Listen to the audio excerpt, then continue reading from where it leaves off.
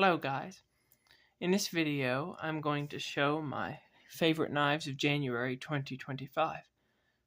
Any of y'all out there who have a decent amount of knives, as the months go on and so on, you'll find there's certain ones that you'll carry for a while, and then you'll put them in your case, then you'll carry others for a while, then you'll put them in your case. There's always kind of a steady rotation, but at different times certain knives interest us more than other knives.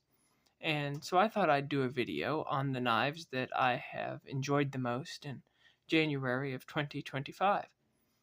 These aren't necessarily new knives that I've got, but these are the ones that I have enjoyed the most. You can see here, these were the ones that I carried around the most in January, and the ones that I fiddled with the most, I guess you could say. When we look at it, first one here is this case razor. This is a beautiful knife right here. The blue almost matches this towel I have down, but that's some pretty blue. I like Case's blue bone. You can see it says Case USA on it. And this particular blue bone on this particular knife just turned out gorgeous in my opinion.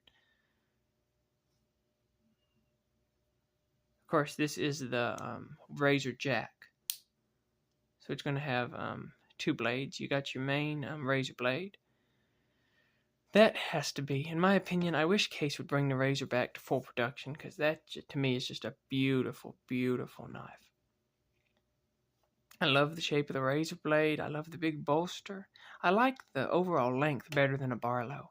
The Barlow feels a little short to me, but this just feels perfect. I think it's right around 4 inches on the handle.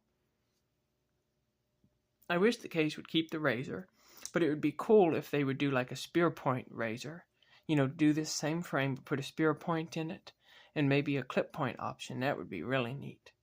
What would be extra neat was if they would put a clip point on for the main blade, and then put a Skinner blade for the secondary blade, kind of like a sodbuster blade. Wouldn't that be cool in this body? Oh, that would be neat. I wish they'd do something like that one day. There's your number, 62005 RAZ. It has a nice robust pin blade. That is a tough pin blade on that knife. Great half stops. You can just hear that snap. Beautiful, gorgeous knife. Great springs. This was certainly one of my favorites of January of 2025. Next one here is this sky blue sodbuster. These sky blue knives, I wish Case would have kept on making them. Right now, I can't hardly find them at all. I wish I could have got more of them, but they didn't funnel themselves down to the dealers where I always look for these. You could get them on the internet, but I prefer to look for knives in person, and I just couldn't find any of these except for the two I have. But this one right here, it's a pretty knife. Got that beautiful sodbuster blade in it. Here's your Tang stamp. You can see there that the blade's a 2024.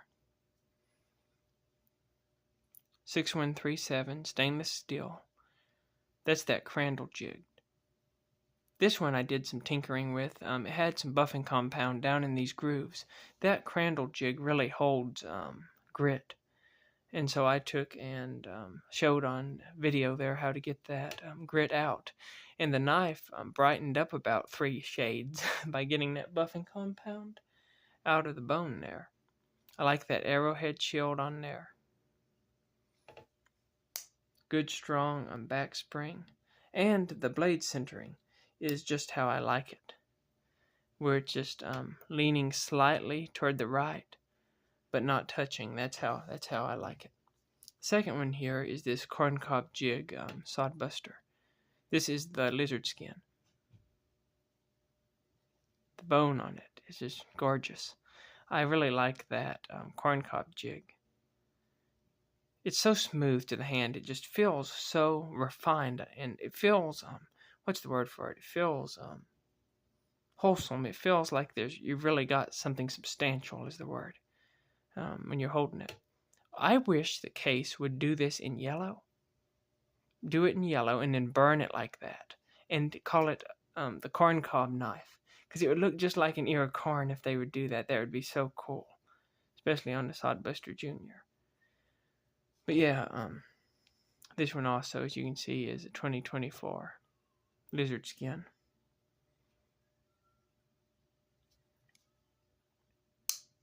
Good strong spring, and no blade wiggle. Beautiful knife. It is thicker than every other bone sodbuster I have. Those of you out there who have the lizard skin sodbuster, is yours thicker than bone on your other sodbusters? Let me know. And the centering again is just how you like it, slightly to the right, but for the most part down the center. These are the interesting ones now we're getting into. Picked this one up at a pawn shop. It was used. I got a real good buy on it. I got it for, there was a new one sitting right beside it. And the new one, just like it, same handle and everything. They had $105.99 on. And this one I was able to get for $49. You can see the blades all there. It's a 2020 model. If I can get that to focus on that tang stamp. Good snap. That is a nice blade. That Folding Hunter is just a pretty blade on there. Got your saber grind. Got it good and sharpened up. The other blade you're going to get is this Skinner blade. There you can see your number 6265. Stainless steel. Pretty Skinner blade. But yeah, this knife has these wood handles on it. And from what I understand, they have some kind of a resin that's been mixed with this wood to make the wood more stable. Something along those lines. If you all know the exact method that they use on that wood to stabilize it, let me know. But it's beautiful. And this knife feels good in the hand. It's a good feeling knife in the hand to hold. But yeah, it's a 2020 model. I did some work to restore it. I did a considerable amount of buffing on the bolsters. Had some spots and dents on it and scratches, but we got it cleaned up. I've really enjoyed that knife this year. Then this one here. This one I found on eBay. I like these sleeve boards. That's the name of this kind of knife. This is a 079 pattern from Case. And I've been looking for one for quite a few months. The last one I saw at a local pawn shop is sold for almost, well, I think it was right at $200 is what he had it priced at. And I'd been looking for one, but they tend to run pretty expensive. Mother of pearl tends to be an expensive material. Anyways, this one right here, I found it on eBay, and the pictures were horrible. It was not good pictures at all. It looked like the blade had a big nick out of the back of it, and it looked like the blade was completely scratched up. And you couldn't really tell from the pictures. And I was able to get it for around $40 plus shipping. And I didn't know what I was getting.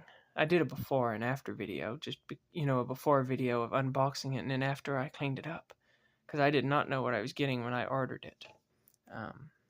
As I said, it is a 1978. You cannot hardly see the dots on this sleeve board. You can see them if you angle it just right, but it does have 2 dots down there under that stainless USA there. But either way, then the post office, it took it like 20 days to get here, because I think they kept losing it. I think is what kept happening. They're not updating it, and I was nervous they were going to lose it. You can't just go out and buy another one of these if it's lost. Any of these that get lost or destroyed are going to be gone forever. And so that's kind of sad. But finally, they got it here. And I was so excited because it turned out to be such a nice knife and has some pretty pieces of pearl on it. That's for sure. Gonna have to buff on that left bolster a little bit right there. I've put a little scuff on that somehow. I'll have to buff that off. But either way, you can see what a pretty knife that is. That was an exciting one. I've spent a lot of time with that one. And then the last one of January that I've really enjoyed is this little Slimline Trapper. Got this one at a local pawn shop used. It has the bomb shield, or some call it the flying squirrel shield. You can see his legs and his head and his tail. But this one, the camera does not do this wood justice at all, this curly maple. The best pictures I could get of it was a short that I did outside. But it's got, you can see there's a line here, there's some other lines, there's some swirls, there's some circles. There's all kinds of interesting designs in this wood. It's a beautiful knife. One thing that I really like about it is I like how big the shield is. It catches your attention. This one also has a great spring. You can hear it just snap right into place. It's got a great spring on it. Locks up tight. This knife has a 2022 blade in it. I have the original box, though, and the original box says it was made August 30th of 2023. So I think Case made a bunch of these blades in 2022. And, you know, they stamped them here as, see if I can get that to focus on that stamp. 71048. The 7 because it's got wood handles. Case don't sell a lot of wood-handled slimline trappers, so I guess they had a surplus of blades from the last year.